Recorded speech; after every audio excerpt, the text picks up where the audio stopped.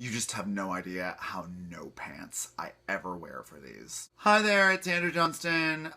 First off, shout out to Vicki Lix for every week being amazing, for being amazing and for putting this channel on in the first place, for getting us all together to do it and sustaining. I think this is like the 10th video that those of us who have managed to contribute every week, Vicki Lix, myself, and Tranna, Wintour, shade Ashley Moffat, have, but big ups for Vicki Lix for not repeating an outfit. That is insane. Can't say the same for me. Whoa, I'm wearing like the first shirt that I wore. Well, I'm wearing the first shirt that I wore. I don't need to get all done up because I'm not a drag queen. Thank God. How exhausting. That's literally the only reason I don't do drag. Like, if I would have done drag before I would have done stand-up, I probably would be doing drag, but like now that I do stand-up and I realize like, oh God, all I need to do is, you know, whatever, wash my pits, tits, and naughty bits and show up. Yes, please. This week's theme is censorship. Censorship. What do I think about censorship?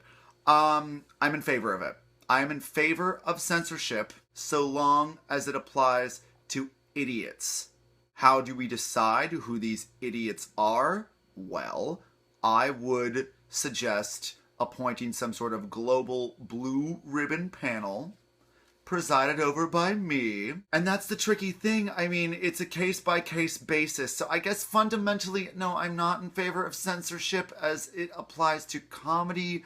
I mean, that's why the sort of godfather, like, I mean, creator of stand-up as an art form, Lenny Bruce. I mean, he was carted off to jail many times because I think he said fuck.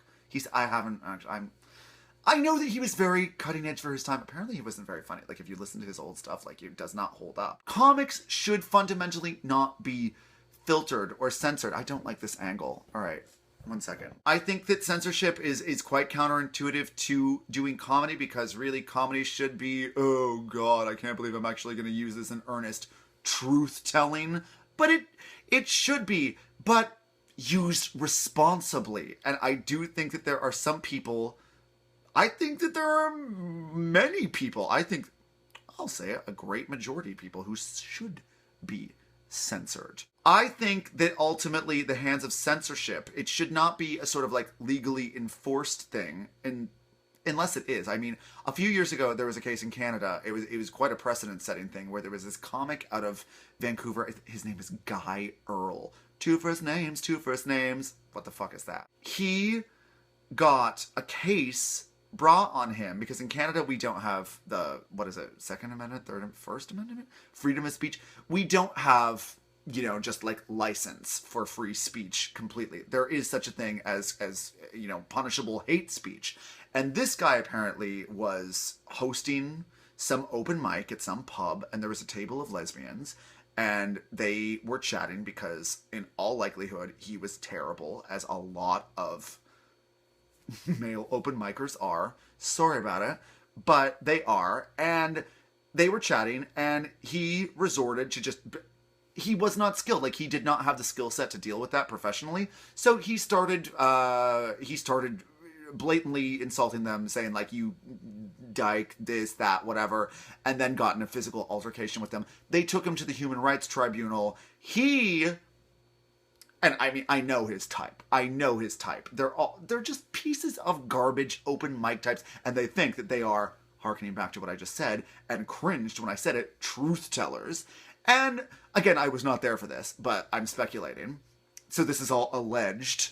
So you can't sue me, motherfucker. He claims that he was just, you know, truth telling, whatever, and they brought a human rights complaint against him, saying that that he was spouting hate speech and homophobic invective at them, and they won.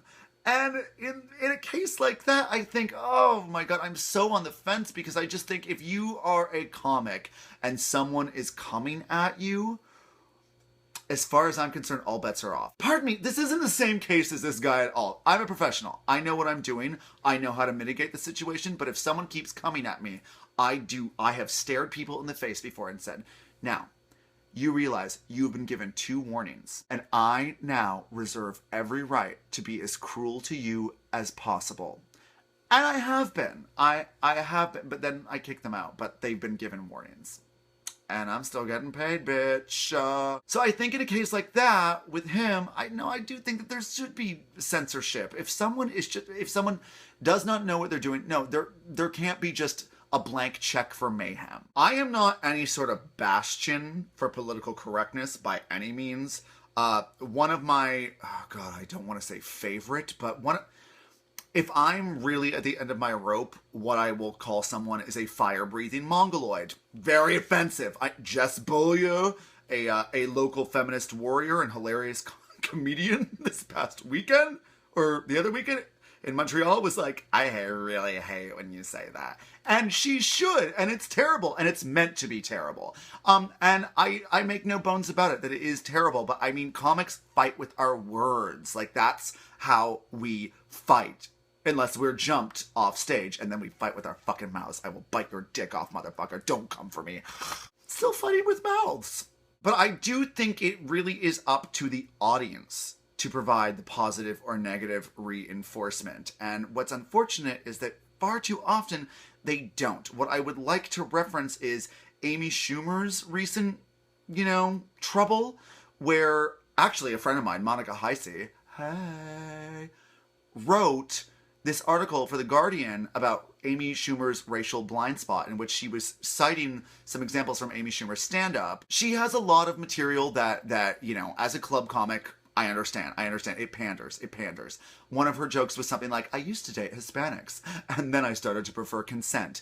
And people took objection with that, especially when it is held in comparison with her groundbreaking show and the sensibility she pipes out there. I mean, yeah. Do I get why she said that? Do I get why she makes that joke? Of course. As a club comic, I get it. It is lowest common denominator, and it is fight or flight. I mean, you want to get paid? Yeah, you do stuff. And the unfortunate thing is, people respond to shit because the audience is fire-breathing mongoloids for the large part when you are touring the provinces. I mean, if I went on stage and said, if the first thing that I said, when I went on stage in a Kitchener or in Edmonton or I don't know, wherever the fuck, if the first thing that I said was, hey guys, so I just sucked a dick and got AIDS, people would lose their fucking minds. They would. I don't, because I don't want to cultivate that response. So there is a certain amount of responsibility. And in that sort of terms, I think, yeah, censorship. So I think it is going to take a case-by-case basis of people going out and really making the decision, is this worth it? Is this worth it to say? I mean, I have said, oh God, in my act before, well, I've already, piped out the FBM there. Don't make me say it again. But I used to have some incredibly incendiary things that I would say. My opener used to be, hey everybody, I just got here from having my favorite game to play on public transit, giving disapproving looks to teenage mothers. And that, I said mulatto in my tag to that. That was something that in hindsight, or maybe 2 years after doing that, I was just like, that is not constructive. That is not constructive. People laugh at it, people respond to it, but that is not constructive. I made that choice. I took responsibility, and now I do not do anything that I think marginalizes anyone. And that is a choice that I've made, and I do think that is up to the comedian at hand. And hopefully we have more people who are considerate, who are empathetic than are not.